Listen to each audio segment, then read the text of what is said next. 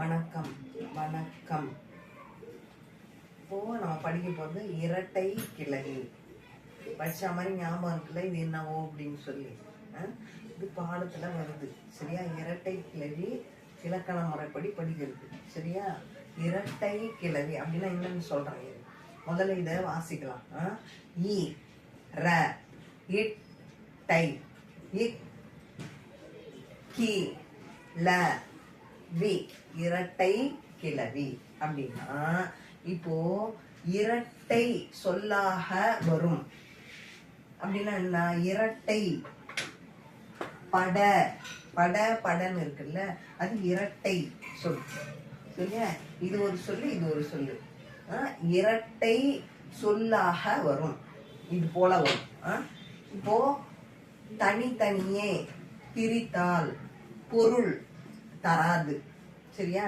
தனித்தனியே இப்ப பட அப்படின்னா தெரியல, படனா அர்த்தம் இல்லை இல்ல. இப்போ படனா படா மனசு பட நடிச்சிக்கிச்சு, ஐயோ அம்மா வந்துட்டாங்க பட நடிச்சிக்கிச்சு அப்படின்னு சொல்றது. இப்போ வா வா அப்படின்னா, இப்போ வா வா அப்படின்னா பொருள் தருது, வா வான்னு. பட அப்படின்னா பொருள் இல்லை. வா அப்படின்னு சொன்னா பொருள் தருது, வான்னு அர்த்தம் தெரியுது. பட அப்படின்னா தெரியல, சேர்த்துதான் சொன்னோம் பட அப்படின்னு சொல்லி சரியா. இரட்டை சொல்லாக வரும் தான் பட ரெண்டு சொல்ல வருது. தனித்தனியே பிரித்தால் பொருள் தராது.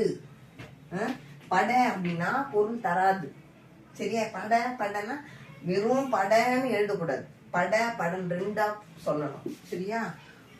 பட இது பல இந்த பாட்டில் எப்படி இருக்கு, பலன்னு இருக்கு.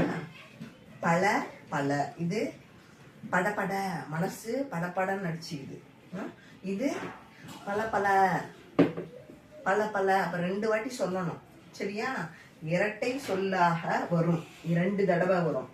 தனித்தனியே பிரித்தால் பொருள் தராது. ஒண்ணு பட பல சரியா. தேங்க்யூ.